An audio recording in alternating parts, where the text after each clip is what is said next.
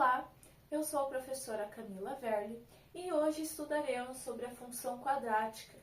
Nas nossas aulas anteriores, vimos a definição de função, bem como a função polinomial do primeiro grau. Dando sequência, vemos hoje a função quadrática, que tem como forma y igual a ax² mais bx mais c, onde a, b e c são números reais, denominados coeficientes ou parâmetros, e cada qual será sempre o acompanhante de um termo da função. O a sempre irá acompanhar o x².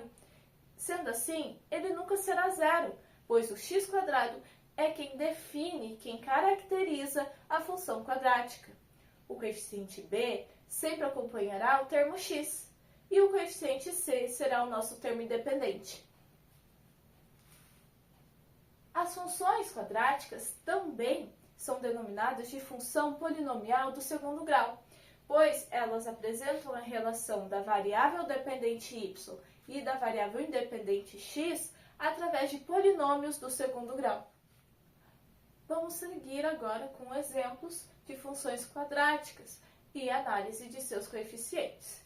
No primeiro exemplo, temos a função f de x igual a x² menos 3x mais 2, onde o nosso coeficiente a será quem acompanha o x², portanto, a igual a 1.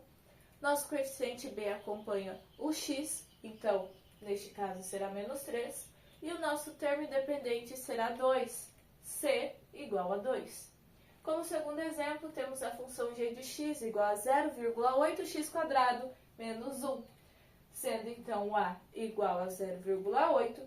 E o nosso termo independente c igual a menos 1, porque o nosso termo x não está representado na função, portanto, b então é igual a 0. Nosso terceiro exemplo é y igual a menos x mais raiz de 3 sobre 2x, portanto, o nosso a será menos 1 e o nosso b será raiz de 3 sobre 2. E por fim, temos o exemplo y igual a menos 5x², onde o nosso a será menos 5 e os demais coeficientes serão 0. É de extrema importância sabermos identificar e analisar esses coeficientes, pois eles nos informam características importantes da função quadrática. A primeira delas está associada à sua representação gráfica. Já temos escrito aqui que será uma parábola.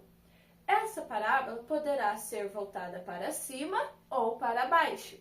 Será para cima se a for maior que zero, então o valor do coeficiente ser positivo. Portanto, o exemplo em roxo. Será voltada para baixo em casos do a ser negativo ou menor que zero, como apresentado no gráfico em alaranjado. A intersecção da função com o eixo y se dá no ponto 0 e c, c sendo o coeficiente dependente. Então, c será a coordenada y do ponto. Outros pontos importantes são as raízes ou zeros da função, que é onde intersectam o eixo x. E eles são encontrados através da fórmula de Bhaskara, onde o nosso discriminante delta nos diz a seguinte relação. Delta maior que zero, a função terá duas raízes reais e distintas.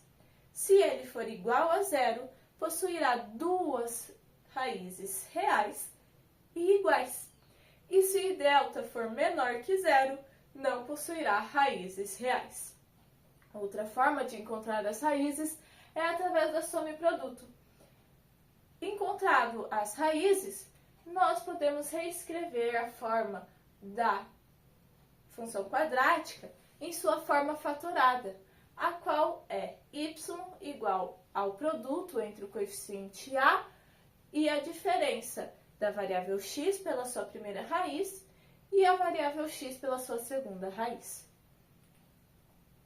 como ela não é tão usual, continuamos utilizando a primeira forma apresentada. Outro ponto de muita importância é o vértice da função, também chamado de valor máximo, nos casos em que o coeficiente A for negativo, ou seja, menor que zero, como apresentado no gráfico em alaranjado, e será valor mínimo caso o coeficiente A seja maior que zero, e como representado no gráfico em roxo. Encontramos eles através da seguinte relação. A coordenada x do ponto vértice é igual a menos b dividido pelo dobro de A, e a coordenada y de vértice é igual a menos o discriminante delta dividido por 4 vezes A. Vamos a um exemplo sobre tudo o que vimos até então. Na nossa função y igual a x² mais 2x, analisando os coeficientes, resultamos em A igual a 1, B igual a 2 e o nosso termo dependente é zero. Através da nossa análise, podemos ver que a função intercepta o eixo y no ponto 0 e 0. Como A é 1 e 1 é maior que 0, temos que a concavidade dessa função será para cima e o vértice será de ponto mínimo. Calculando o vértice através das fórmulas anteriormente explicadas, temos que a coordenada x vértice é menos 1 e y vértice também é menos 1. Ao longo do cálculo da coordenada y vértice, nós temos que o delta resulta em 4. Sendo assim, temos o vértice e o ponto mínimo sendo menos 1 e menos 1, e podemos falar que as raízes serão distintas, reais e sendo duas. Então, através de Bhaskara, podemos concluir que a raiz x' é 0 e x duas linhas menos 2, obtendo dois pontos, 0 e 0, menos 2 e 0. Sintetizando todas essas informações, temos que o ponto mínimo, menos 1 e menos 1, ao representar no plano cartesiano, é o nosso primeiro ponto do gráfico a ser construído. As raízes, temos o ponto menos 2 e 0 e 0 e 0. Para melhor identificação e construção da parábola, temos como atribuir valores a x, calculando pela lei da função, obtemos valores para y e novos pontos no nosso gráfico. Sendo assim, temos x igual a 1 e y igual a 3, x igual a menos 3 e y também igual a 3. Representados no plano, basta ligá-los em formato de parábola e o gráfico representando nossa função quadrática está construído. Uma propriedade importante e ainda não trabalhada aqui é que se traçarmos uma reta na coordenada do x-vértice, nesse caso no menos 1, estaremos encontrando o eixo de simetria da parábola. Isso quer dizer que os pontos estarão equidistantes desse eixo, pois a parábola é uma forma reflexiva em relação à sua simetria. Exemplificado, vamos para aplicações no cotidiano.